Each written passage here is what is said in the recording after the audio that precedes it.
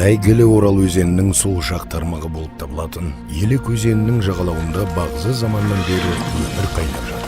Бұл өзен жүздеген жылдар бойы жағалауын мекен еткен көшпенділер тұрмыс салтының ажырамас бөлігі болып келді. Тарихи тұрғыдан алғанда, Ақтөбе облысы Европа мен Азияның тоғысқан жерінде орналасқан шекара маңы ауданы ретінде қалыптасып дамыды. Ежелде бұл жерден Сібір, Волга маңы және Орталық Азия арасындағы қомақты ара қашықтықты байланыстырып, сауда керуендері өтетін. Бүгінде Ақтөбе облысы жер көлемі жағынан елімізде екінші орында. Облыс 300 мың шаршы шақырым болатын ауқымды жерді иеленіп отыр. Қазақстанның 6 облысымен шектеседі. Сондай-ақ солтүстігінде Ресей Федерациясының Орынбор облысымен, ал оңтүстігінде Өзбекстан Республикасындағы Қарақалпақстанмен шекаралас болды. Осының барлығы 1 миллион адам тұратын облыстың көп ұлтты, көп мәдениетті және көп конфессионалды аймақ ретінде қалыптасуына ықпал етті. Ақтөбе облысында заманауи туризмнің барлық түрлері дамыған. Бұл аймаққа келген адам ұлы даланың кеңістігін, адам аяғы баспаған табиғаттың әсем тартымдылығын сезініп,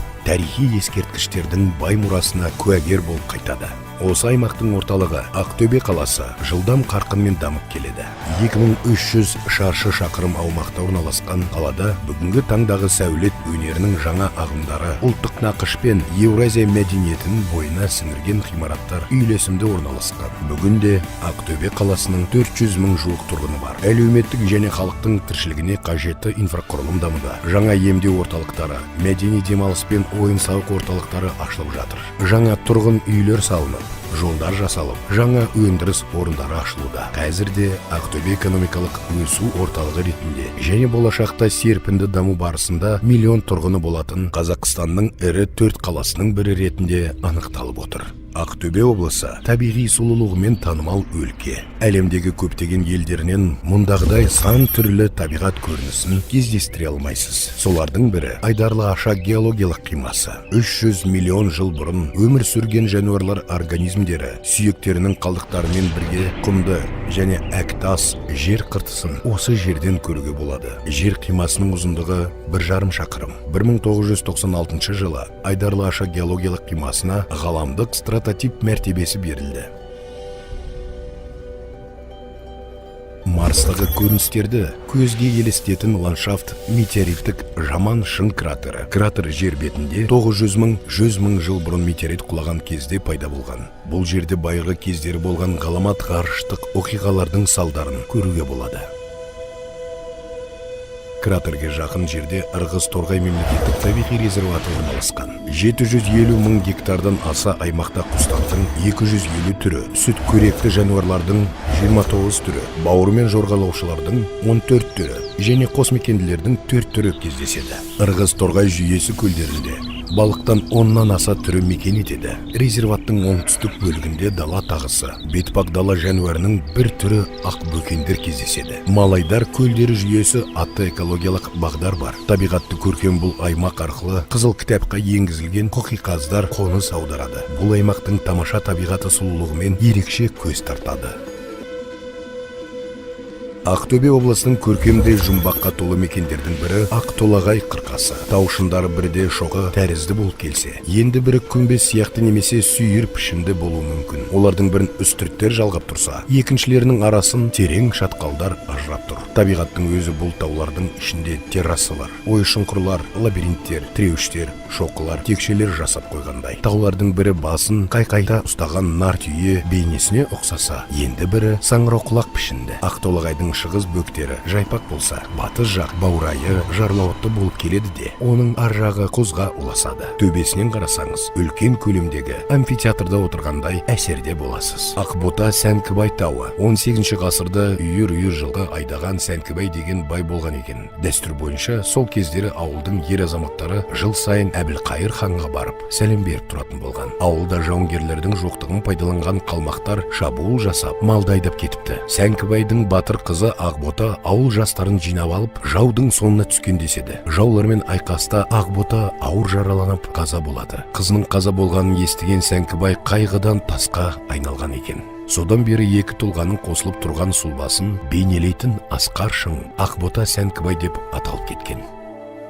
Тасмантай Матай соры үстірттің оңтүстік бөлігінде орналасқан. Бұл жер көлдің кебуі салдарынан тұз қабаттарының пайда болуымен және күкіртті сутек иісінің байқалып тұруымен танымал.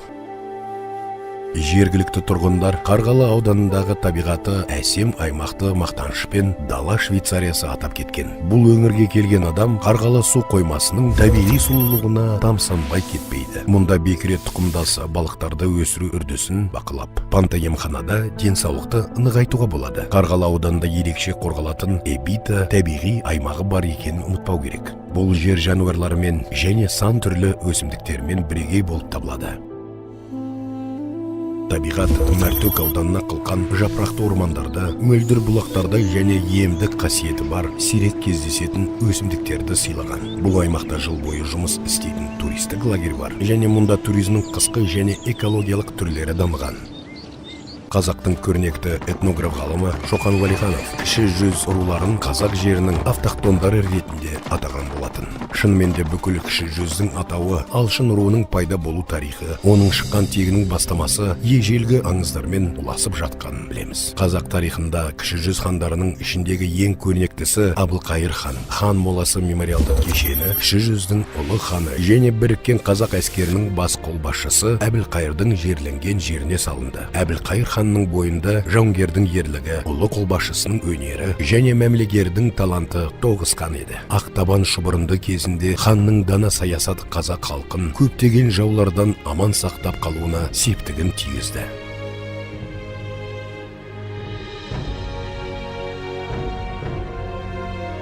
Абат Байтақ қорымы архитектуралық ансамблі Алтын Орданың замандасы болып табылады және ол туралы аңыздар мен тарихи әңгімелер өте көп. Сол аңыздардың бірінде осы қорында әйгілі қазақ философы Асан Қайғының ұлы туған жерін жау шапқыншылығынан қорғаған Абат Батыр жерленгені баяндалады. Енді бір аңыз бойынша Абат Батыр қаза болғаннан кейін қайғы жұтқан жұрт Батырдың қайтқан жерінде 3 күннің ішінде мазар салған екен. Осы себептен Абат атына бүкіл халықтық деген мағына үстейтін Байтақ сөзі қосылған деседі. Қазақ халқының ауыз әдебиетінде Қобыланды батыр жыры ерекше орын алады. Бұл эпоста жаугершілік заманда өз елін, жерін қорғаған батыр туралы баяндалады. Қобда ауданының тумасы нәзік бойжеткен 54 жеке атқыштар бригадасының мергені Әлия Молдағұлова бірнеше ондаған жаудың көзін жойды. Ол 1944 жылы 14 қаңтарда Казачиха ауылын жаулардан азат ету барысында ерлікпен қаза тапты. Майданда көрсеткен ерлігі мен жауынгерлік айбыны үшін оған қаза болғаннан кейін Кеңес одағының батыры атағы берілді. Батыр қыздың құрметіне патриоттық орталық мұражай салынды. Онда жас батыр Әлия Молдағұлованың өмірі мен ерлігінің дәлелі болған көптеген экспонаттар бар.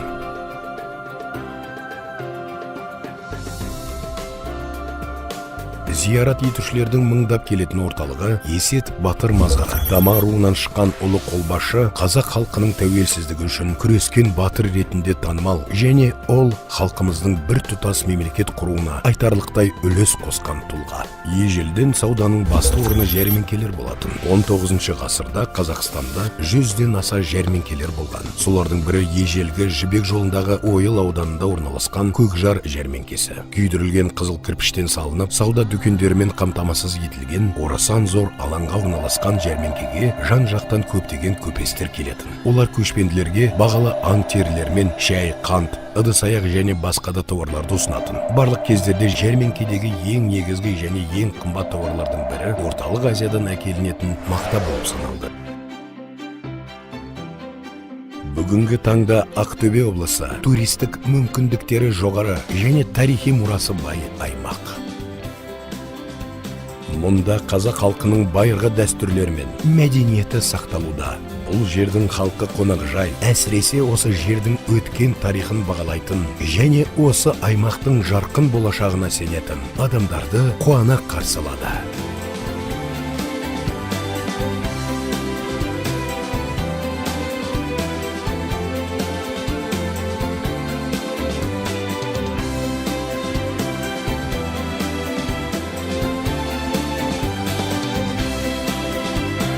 Ақтөбеге қош келдіңіздер.